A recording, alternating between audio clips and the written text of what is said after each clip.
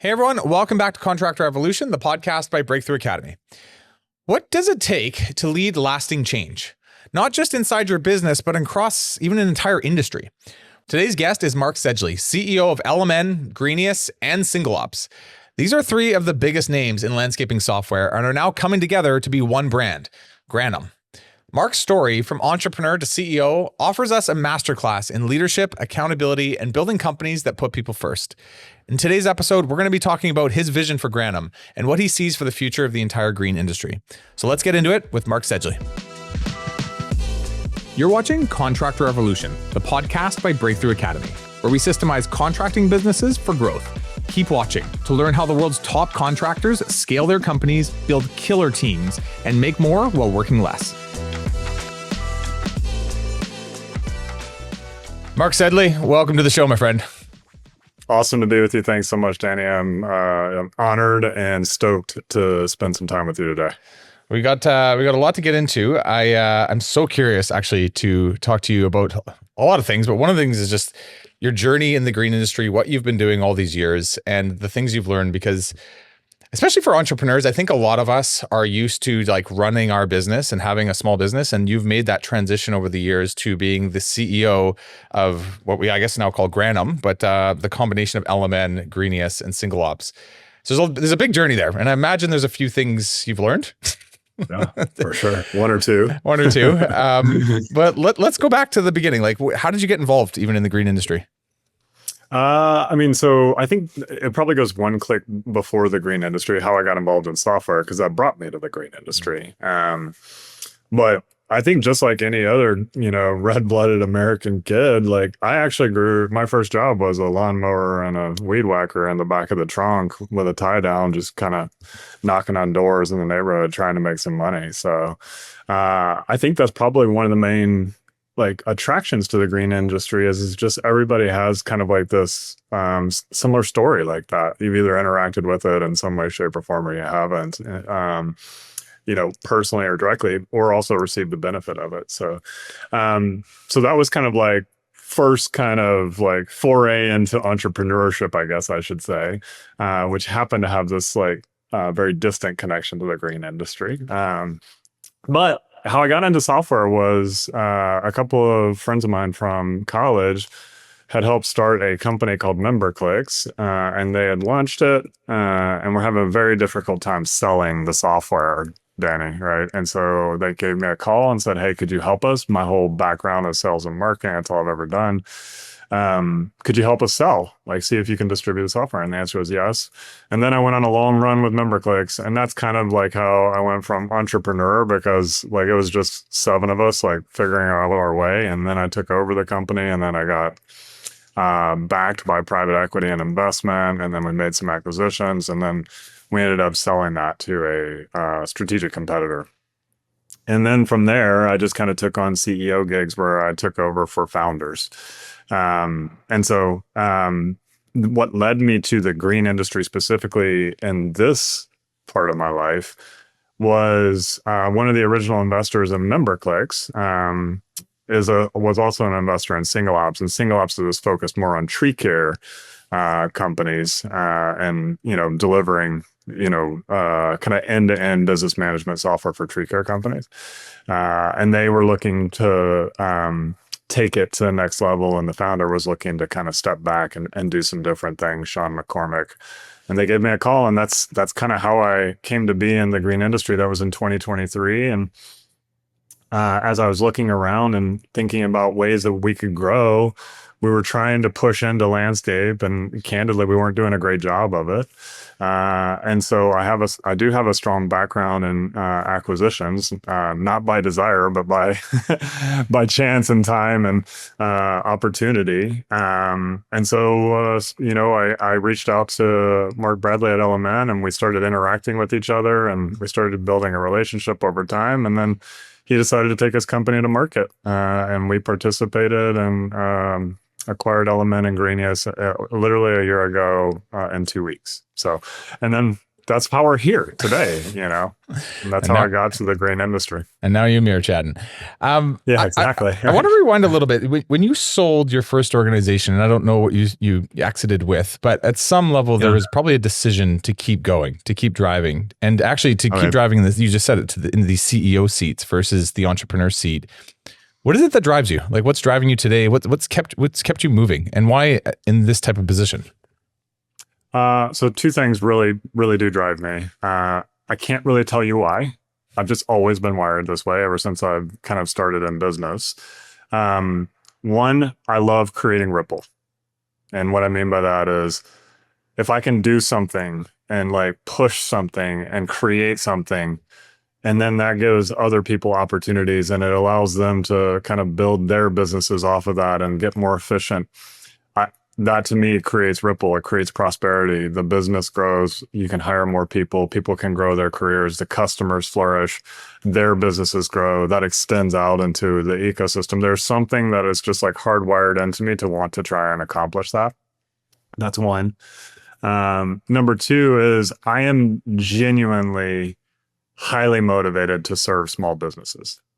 I am I'm a professed lover of small businesses because I actually think, Danny, small businesses are kind of the fabric of, our economic, culture and society, right? Everywhere, the vast majority of economy in North America, Canada, and America is driven by small businesses. People don't realize that we are actually the driving force. Everyone looks at the S&P 500 and says, "Oh, it's all the apples in the." It's actually, if you pound for pound, if you look at all the small businesses combined, we are the economic force. But we're just all decentralized. Employers, largest contributors to local economies, like real, like meaningful impacts in communities. Mm-hmm. Danny, right? Like those contractors, whether they be in the green industry or elsewhere, are doing all kinds of things in their local communities. Our guys are making beautiful spaces and creating backyards for people to congregate and enjoy, like bringing families and friends together, or making sure that industrial spaces are safe when it snows, and all kinds of things, right? And then also they're sponsoring, little league teams in their communities. They're hiring in their community. They're contributing to kind of the municipal advancements and zoning laws in our communities. Like they are the fabric of what's happening in America. Like, you can talk about Meta or Google, but like those, they're very kind of like 30,000 square feet companies. It's like, that's not what's driving the communities around, the country. Hey guys, quick question before we continue the episode. If you could get a custom roadmap for growing your business in 5 minutes, would it be worth your time? After tracking the growth of over 1,900 contracting businesses since 2015, we've put together a 5-minute quiz you can go take right now that draws on a massive pool of data. You'll get instant access to a personalized report that's going to tell you which one of the 4 phases of contractor growth you're actually in right now, how your company stacks up in the 6 core areas of business compared with industry benchmarks, and what to go do next, including customized resources, tools, and templates you'll have access to right away.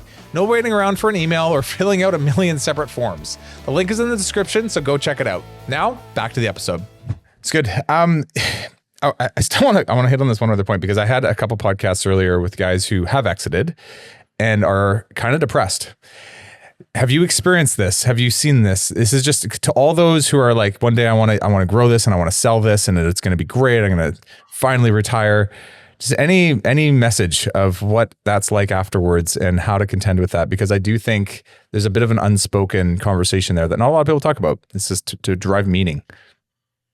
Yeah, I mean, it's so funny. Like when you're building something and you're like sacrificing personal things in your life, like maxing out credit cards and sacrificing time with your kids and, your spouse or partner, right? It's like, in a big way, it starts to like become part of your like identity and DNA. Like, this is part of me. This is like who I am. And so a lot of times when people exit and experience that kind of blue or that depression, it was like, that was the goal, right? Or they thought that was the goal, right? And so, but once that happens, there's this kind of like feeling of like, well, now what? Who am I? What do I do? What do I stand for? And what do I believe in and all that? I had a lot of time, Danny, to think about that. before, right? And also too, I think I came into it, I wasn't a founder. I was one of like a founding group, right? That I was more of the operational guy anyways. And so I always kind of like really enjoyed that experience, right? And so I think, like you read all these studies, Danny, about the people that are getting into their 70s and 80s that are still working and how much like happier and more engaged and like longer they live. It's because I think they feel like they're contributing in some way, shape, or form to meaning and value to their life. And work is very meaningful. And so I didn't have that kind of blue moment. I did have like second guesses about, did I sell to the right buyer? Sure. And like, did I do the right thing for my company? And all the normal things that you second guess yourself as an entrepreneur and a CEO over and over again. There's a million different examples like that. But I think when folks feel that feeling and experience that, it's more around like, this was the end, but it really isn't. It's just the beginning. Yeah. And so, The start of something more. So that's correct. Within this, there's another thing that I've acknowledged and recognized is the difference between an entrepreneur and a CEO. And you've been in both places. And I would just love you to explain a little bit of what you've noticed the biggest differences, because I think some of our entrepreneurs listening are turning into CEOs right now. And it's kind of a bit of a question of like, what does that even mean for them? Right. And what does that require to do a great job of? Yeah. And I think it probably goes first from like entrepreneur to operator, then operator to like leader, and then from leader to like exec, like CEO, you know what I mean? And so I think there's like some interim steps that happen along the way. And you probably make that leap. So there's folks that are listening today that are probably making that leap right now, because before, as the entrepreneur, you had your hand in everything. Like I was doing sales. I was making sure the ops were like running flawlessly. Like I was on site to make sure every detail was followed. I was, making sure that we got the bills. I was on the weekends, reconciling QuickBooks, right? Like that's the entrepreneur, like, because I know it's going to get bigger than this. And then all of a sudden one day it starts to get bigger than this, right?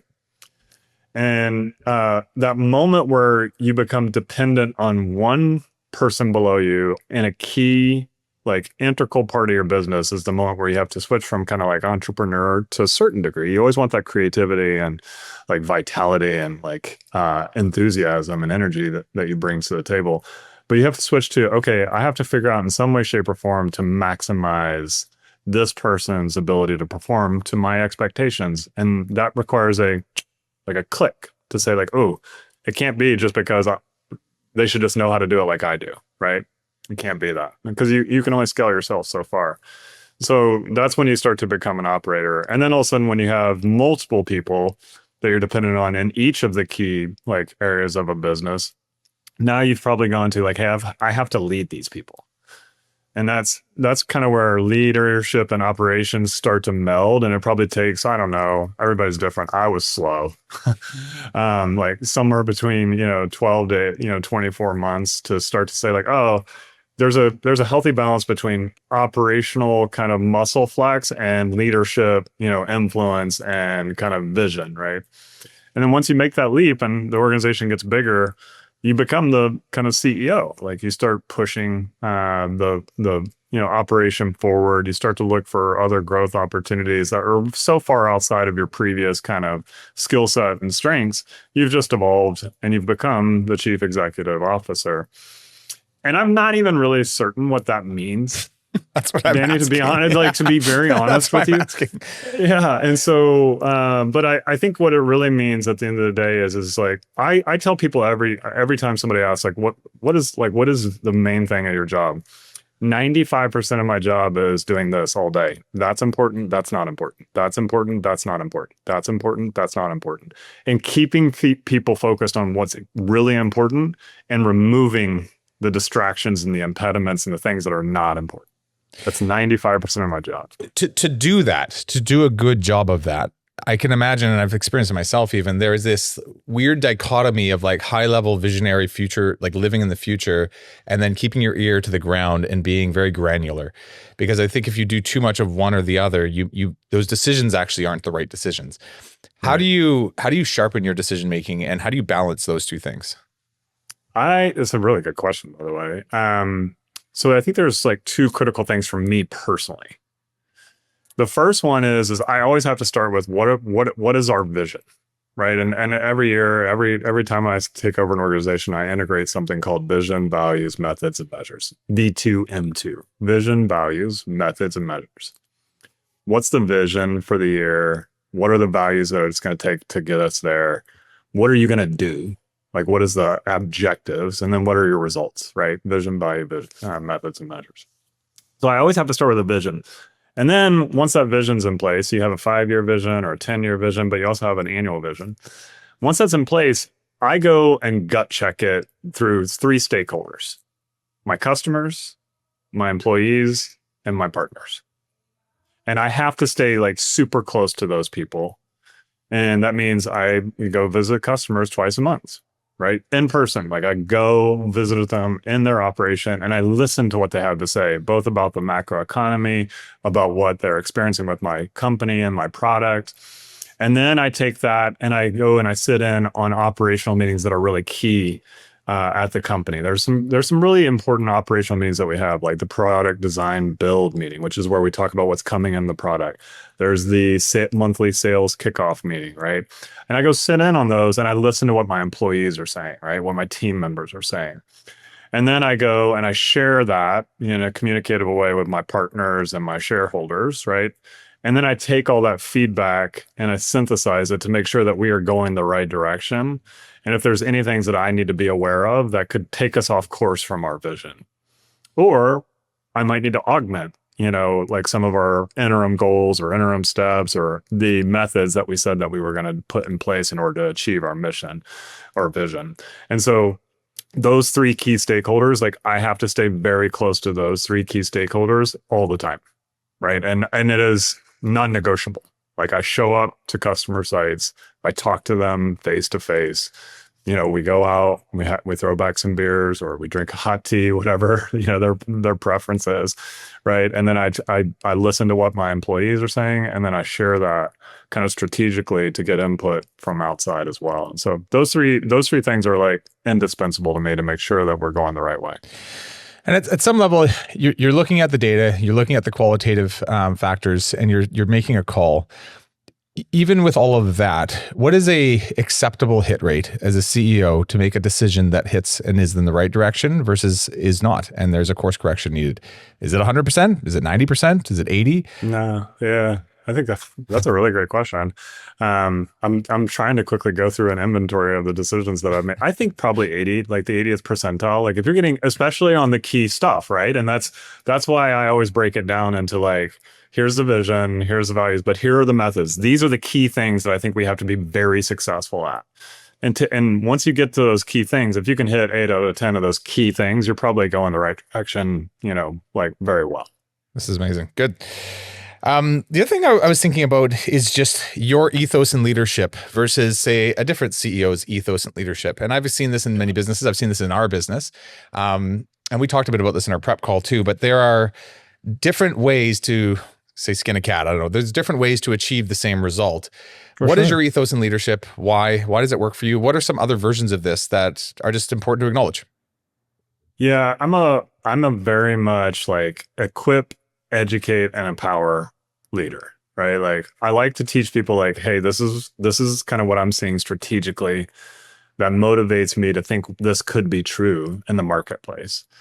And then I like to equip people to be successful in going after their, goals. And then I like to go and empower the organization behind them, right? And so I really depend a lot on my next level leadership to kind of go do all the stuff and to make the magic happen. And then I'm in the background supporting it every step of the way, whether that's hosting all hands meetings and empowering, like energy and transfer of enthusiasm to the entire company and vision casting, whether that's equipping them with the tools that they need in order to like be successful in their roles and their jobs. But that's how I like to think about it, is educate, equip, and empower. That's my leadership style. And it leans in heavy to like values, because that's where I lead from, is our operational values. The opposite side of this I've seen is more of a like dictatorial leadership style, where it's like, follow me, I will tell you exactly what to do, how to do it, and I will maintain a high level of control. Is that good? Is that bad? Is it just important to recognize? I think the most important thing that any leader can do is just understand who they are at their core and at their DNA. I've seen, and I refer to this type of leader as command and control.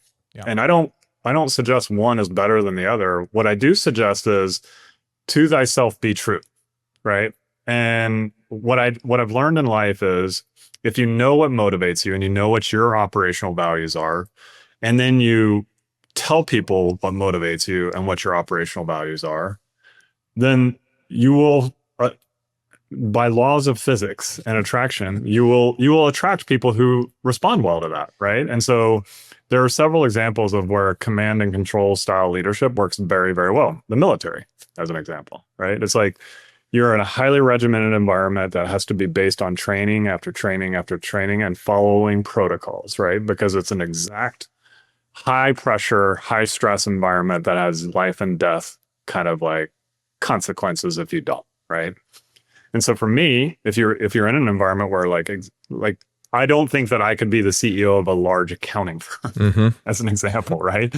I'm too casual. I am not as detail oriented as I should be. I'm probably not as regimented and like buttoned up that would be required. So that would require a different type of CEO, right? And so I think know that to thyself be true, exude your operational values, and then you'll attract the type of people who would thrive under that type of leadership. I think in general, many different styles of leadership can be successful. When styles of leadership don't work is typically when they're surrounded by people who don't jive with their style. And here's a really interesting question. So for you to be an aspirational leader, do you need command and control leaders below you, or below that, do they need, because at some point, somebody's got to take command and control at some part of the organization, or is it all just aspirational because that's the DNA of who you are and everybody below you leads in the same way? So it's an awesome question. I think it's a confluence of how these operational values come together. So there's a big difference between capstone values and operational values. Capstone values, Danny, are like honesty, respect, Sure. you know, right? Whereas operational values are like, no, this is how we expect you to be when you show up to work. Yeah. Right. And at Granum, our operational values are go the extra 1%, be biased to act, be forgiving, right? We before me mentality, hold yourself accountable to outcomes.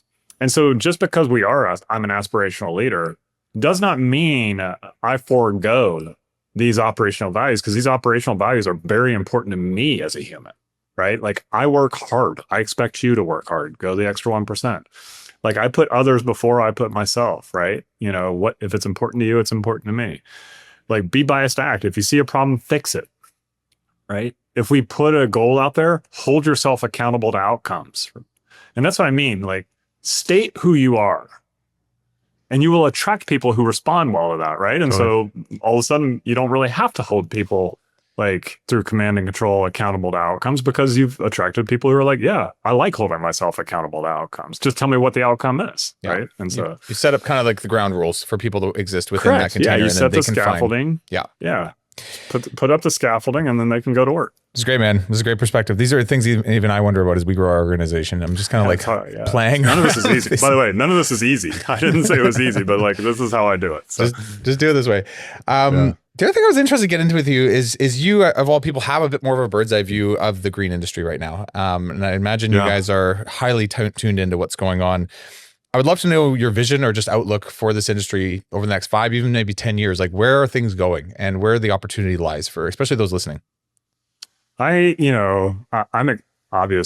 extremely bullish on this industry. You know, I stepped into this industry after doing an evaluation of like several opportunities, and this one, the green industry, is by far and away the most interesting to me and attractive. A couple of reasons, and it's probably true across several other, like verticals.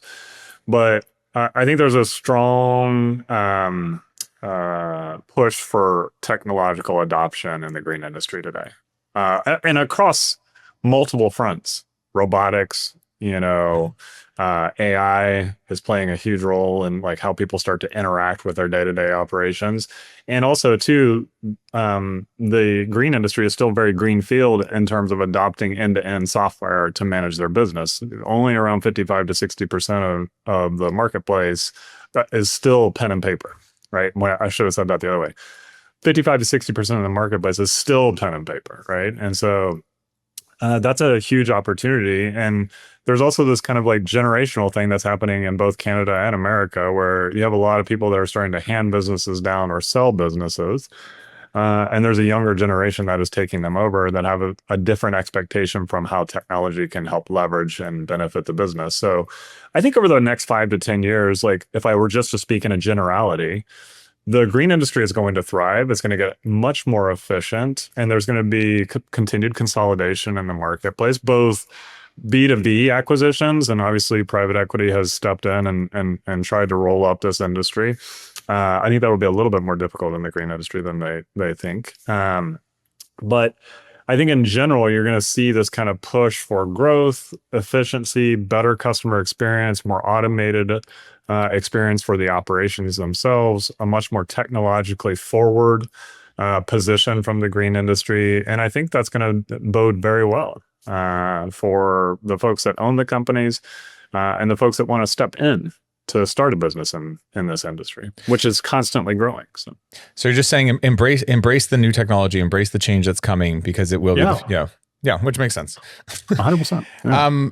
Let's look at the opposite side. What do you think is the biggest dysfunction of the green industry right now that needs to be addressed? That's a really good question as well. Like, I think it's kind of like strengths and weaknesses in humans. It's like, what is your greatest strength? And then you ask, what's your biggest weakness? It's usually the flip side of your strength. Yeah, exactly. It's like, well, I'm super ambitious. Well, I can really piss people off because I think it's kind of the same thing. I think the biggest opportunity is just like taking the bull by the horns and adopting technology in a meaningful way. And just kind of like getting over that fear and that also like very real pain of implementing a software and changing your operation. That is one of the things that is holding the industry back right now. While you were talking about where things are going, what I was thinking about the whole time was the farming industry. And I don't know if people realize it, but like how much technology has infiltrated how everything is done there these days. It's pretty crazy, especially mega farms are starting to become more of a thing. Correct. And it's actually, you don't hear about it in the news, but if you go to a farm today versus a farm even 20 years ago, it is a wildly different operation. Totally different world, with a fraction of the people, actually. And because I think it's a little easier to automate, it's a bunch of giant fields that are usually square and you can map that and away you go. But what you're describing smells to me anyways, like where that industry is today. In 10 years from now. Yeah, I would say it probably totally fair and agreed. By the way, the farming industry has generally kind of like skyrocketed in their technological adoption. But I've been part of 3 industries that were just like kind of non-technological adopters and then did. And they all kind of like walk and talk like a duck. You know what I mean? It's like you see this opportunity, it's latent, and then all of a sudden there's a big jump over a 5 to 7 year period where like market penetration really starts to happen. And I think that's where the green industry is today, is across multiple fronts, like I said before, which I think is pretty interesting, right? Like being able to combine AI, business management, kind of like system of action type platforms, and, automation and the actual tools that do the work as well is like, I don't know in the history of time if those 3 things all came together, obviously, because of the advent of AI over the last, or the acceleration of AI over the last 2 years. Yeah, a lot of things are going to move very quick. You know what's interesting was, have you ever heard, you probably have, you know what a Yarbo is? Like a little robo lawnmower. So I jumped on that bandwagon when they were in their Kickstarter. I've got it at my house. It has been a giant headache, but I can still see the opportunity. And I'm like, man, this thing operationally, it just needs to get smarter at this point. I think the hardware is there. I think we just need to, another year or 2, like you said, with AI and a little bit more like brain smarts, this thing will be here. But yeah, when you first get it, I just want to kick it. It's just turned into a lawn ornament for a while. Well, it's kind of like, what were those vacuum cleaners called? The Roombas? Yeah, exactly. Yeah. It's like everybody would rush to get them, and then they were like, this doesn't actually do that great of a job, right? And so... Yeah, I forget the name of the one I finally got now, but I had to get 3 or 4 Roombas that just went nowhere and ate the worst of things. And anyway, that's right. For Roombas. But eventually it gets figured out. So what you're saying is we're on the cusp of that. We are a few I think years so. away. Yeah. Like, I mean, I think we're kind of like there, like we're experiencing it right now. Like, there's lots of green industry, businesses out there that are crushing it with using autonomous, mowers, etc. There's businesses out there that are leveraging AI to its fullest extent. There's businesses out there that like are implementing business management software and systems of record and action continuously, and like doing a really good job and highly efficient and growing. So yeah, I think it's happening right before our eyes. So the next logical thought is, how do we address change management in our companies then? Because I just respect the hell of what you're doing with, Element, Greenius, SingleOps, making this all Granum now. Like you're in the thick of it right now. Yeah. And for every operator listening, with all the change that's happening, I'm sure a lot of people right now are actively starting to think through this stuff. What is some principles or thoughts or just best practices when it comes to change management, so our people will embrace all of the things that are coming and we can do a good job of this? I always go back to basics on this type of stuff. Like humans like really do just thrive like being part of the story. Like if you think about cultures, Danny, and tribes and the way that we've evolved as societies, it's all through stories, right? And so I think the very first thing that you have to do in order to be effective at change management is make sure that people understand like what's the story we're trying to tell here? Like what's the ending too, right? Like that's that vision, right? And then what do you expect out of me? Like you have to be very clear and highly communicative to what you expect out of people and constantly reinforce that. I've been leading companies and teams for over 20 years now. I am still amazed today. Probably, again, I go back to I'm a pretty slow guy. I'm still amazed at how much you have to say the same thing over and over and over again. Like Right. to the point where it's almost painful for you, right? Like it is painful for you actually. And so, so being highly communicative and then be very quick to listen and take feedback. If you do those three things well, like what's the story? What's the end goal of the story? What's my role in the story? And then you being an like participant in the authoring of that story and listening to it unfold is incredibly important. Yeah, I've almost summarized it in my mind is like, if you're going to create change, you better be damn sure you understand the details of what this actually looks like and not just a cool, shiny object, which I think a lot of entrepreneurs, including me, get caught up in, right? There's just stuff that comes like, this could be amazing. And it's like, how? It's like, kind of this way. And then there's an old South Park episode. Have you ever seen it's a terrible example, the underwear gnomes. And they're like, we're going to get underwear and then question mark and then profit. And they're like, well, what's the question mark? Like, we don't really know. We just know it's good. So like to get clear on that equation and to get very clear on the path so that when your team is coming to you being like, where does this involve me? You have a clear, direct answer for that specific person, not just the high level stuff, but how it gets down into everyone's daily life. I've also seen this, and I agree with you, the repetition of saying things more than you think you need to. I don't know what the stat is, but in education, like the human brain only takes in 10 or 15% of what's being taught in a classroom. And that's probably even less when the CEO's talking on a Tuesday when you're busy with some other stuff, right? Well, especially if it's all over Zoom and people have their emails going and there's background stuff in their life going on. And so life, right? It's always in session. And so you do have to say it over and over and over again. Yeah. And then the final thing, I agree with you, and it's a bit of an ego check, but to openly listen, objectively listen, and just be aware that like you might not have had it right the first time, and that's totally okay. Actually, if anything, there's probably a lot of the actual gold comes during implementation from people's feedback. So yeah, I think just being curious and asking questions, especially why, is really important. Okay. Granum. This is going on. This is like launching right now as we speak. Correct. Tell us a bit about this. Tell us what it's all about. What are the benefits to those who are listening to this industry? What are you guys up to? Yeah. I mean, so we brought three companies together: SingleOps, Greenius, and Element. Greenius and Element were kind of already brought together, but they are three distinct companies, three distinct products, three distinct customer bases and heritages and legacies and stories, right?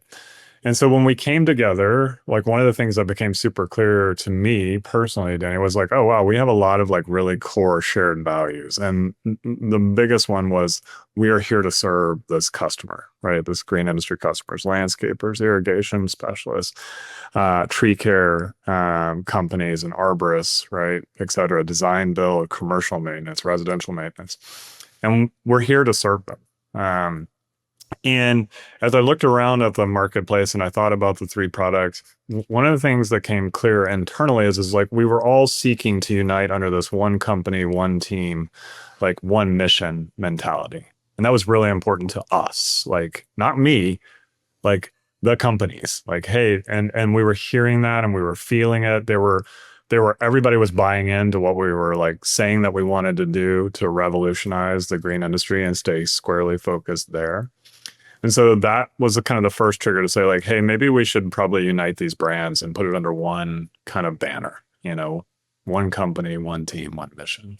The second thing was, as I watched our competition kind of start to point the gun at different parts of the contractor space, right? And so, we have a couple of competitors that are really horizontal. They focus on all kinds of contractors, green industry contractors, HVAC, electricians, roofers, you name it, right? But there's very few that just focus squarely on the green industry. And I think that's one of our biggest differentiations and like points of pride for us. It's like, no, we're here for you, right? One green industry contractor. And so that was the second thing that kind of cemented to say like, let's come up with a new day, right? Let's come up with our new story to say, this is who we are to the world, right? And so as you can imagine, we went through a ton of machinations of like, well, who are we and what do we want to say and how do we want to say that? And you can imagine the number of names that you go through, functional names, experiential names, evocative names. And we just kind of landed on Granum, and the origin of the word Granum is seed. And it just felt so right, in terms of the way that we were thinking about what we were trying to do in the industry. We were trying to start a new story, build something anew and grow, help our customers grow and thrive by providing them technology and tools and resources. And then they foster that into something amazing, which are the businesses and enterprises that they're building already today. It was an opportunity for us to say that we are kind of starting something new as companies, like we're joining as one. And so we just made the decision to rebrand, which is not an easy decision to do. No, Danny, because people fall in love with LMN. They fell in love with SingleOps. They fell in love with Greenius. They fell in love with the people and the stories and the experiences and the interactions that they had with those companies and products. And so what we did was we tried to honor that. Like we tried to honor that with, this is a new day. We're going to completely transform the way we do things and accelerate our investment in this industry. But we also want to honor the legacy and heritage of LMN and SingleOps and Greenius. And so we kept those product names. And it's just LMN by Granum, SingleOps by Granum, and Greenius by Granum. But the company is Granum. And is it fair to say you are now sitting in a seat where you have to be hyper aware of robotics, of AI, of the technological change, and tie that with the day-to-day operations of these snow removal, landscaping service companies, and bring that to market? Is that your job at this point?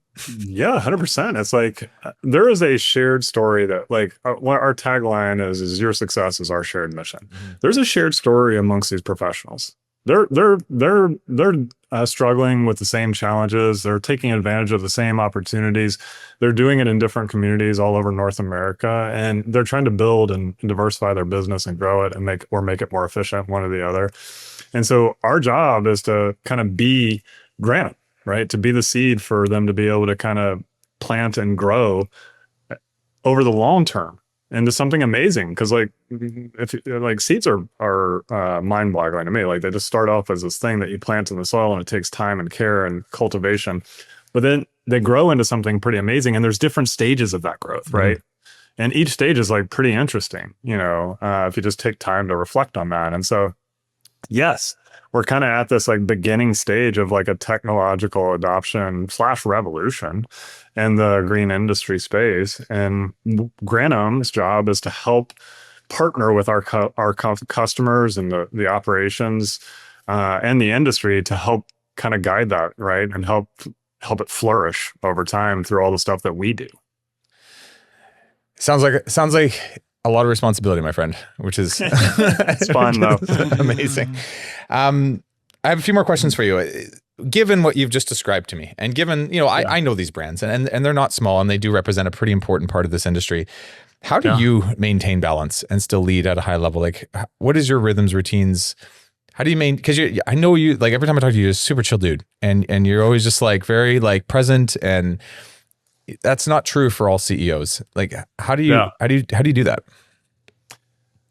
I mean, I think you and I had a warm up conversation to this, where we kind of just shared war stories to a certain degree. I learned a long time ago, like the old saying of just flow like water. Like I don't believe that there is such a thing as work-life balance. Like when you think about balance, I kind of think of like one of those seesaws, and it's never tilted up or down. It's perfectly balanced, right? And my life has never been that. I don't know about everybody else's life that's listening, but I can assure you my life has never felt perfectly balanced, right? And so I think more in seasons and ebb and flow, and then the flow like water concept, which is every chance I get an opportunity to maximize time with my family, I take it. And I lean into it as hard as I possibly can, right? Every chance I get to try and maximize efficiency in my operational day with work, I take it. I don't let it slide by. I don't let it just kind of float into the ether, right? And then the other thing too is like, I just understand, like, there are seasons in your life. There are seasons when family is like really pressing down and really has high demands of you. That's okay. Ebb with it, right? And there's times when work is just like, we're launching a new brand. We're coming up on the event season. There's tons of work to be due. This is our busy season. Like, it's flowing. And so you got to flow with it, right? I think the folks that really struggle with work-life balances is when they're trying to fight it. Right. When they're trying to fight the ebb or trying to fight the flow. And I found that that's a losing battle every single time for me. When I think about flow, I literally think about being in a tube flowing down a river and being like, look, like I can paddle left and I can paddle right. So if there's a stick in the way or a crocodile in the way or whatever, like I'll get out of the way of the obstacle, but all I can do is paddle left or right. I can't swim upstream. And that's what you're describing is some people are trying to swim up against the current, and then you get exhausted, and then you hit all the things because you weren't paddling left or right. But for sure, you need to go with what's being presented to you and make small strategic adjustments without trying to break the system and just go, I refuse, I must do it this way. The other thing I always think about is like, it goes back to when I was 18 years old, my first business I ever ran. 80 hours a week. I had no idea what I was getting myself into. College pro painters. It's like, well, I'm a college pro. You're going to run this whole business. Yeah. My girlfriend, who's now my wife, has been with me since I was 16. So she was like, what the hell is this? And you can't do this again, ever again, if we ever going to stay together. And so at the end of that season, I didn't plan to, but I did sign back up for another year about 3 or 4 months later, but I had to make a deal with her. And it was like, honey, look, I think what I figured out is like my May to August, September is going to be nuts. But I promise you, after that, I will make you a priority and we will go on a little vacation to kick that off. And then like through the off season, but without those expectations, she just thought I didn't love her anymore. She just thought like, but as soon as I set that expectation, she was kind of like, okay, I get it. I'm going to hold you to it, but but I get it. And that second season was so much easier on me mentally, on her mentally, and then it flowed, like you said, so much better. So yeah, I think the key point takeaway I take from that, Danny, is just like you were highly communicative and you brought her along in the why. Like, hey, this is why it's important. This is why we should get focused during the season, because like the end of the story is we get more time together, and I will make you a priority. She's still with me. It's been 20 years. And I'm just like, holy mackerel. Okay, good. Congratulations. That's awesome. I've been with my wife since I was 18. So we've been together for 30 years. That's so cool, dude. It's rare, eh? It's not. 100%. Yeah. You learn a few things. That's one of the bigger things I learned is just how to set really good expectations now I'm with my whole family, but it's. Correct. Yeah. Cool. Good. Well, any final words of advice? Any thoughts for everyone listening? I guess the only advice I'll give to folks is like at the top of every mountain is just another mountain, right? And so like the summit is not the peak. It is just another opportunity to find another mountain to climb. And a lot of times when you're doing the do every single day, like that can get exhausting. But if you know that the point is just to climb another mountain every single time you get to the top, then that becomes part of the process. So tell your listeners out there, just keep climbing the mountain. Make sure you've set your own expectations for yourself, which is, Right. we're going to keep 100%. doing this. So cool, man. Okay, Mark, that was awesome. I have a great fall. I'm going to do the same. We got lots going on over at BTA. It sounds like you have a lot going on over at Granum. So look forward to seeing the change you guys make in this industry. And thanks for coming on. Yeah, and thank you for having me on the show, Danny. I really appreciate it. And much luck to BTA and keep on growing. We will do the thing. Okay, you do too. Okay, buddy. All right, brother. See you. See ya. Thanks so much for watching. If you thought today's episode was awesome, it probably means you should subscribe. You're going to get more Contract Revolution episodes in your feed, and I'll see you next week.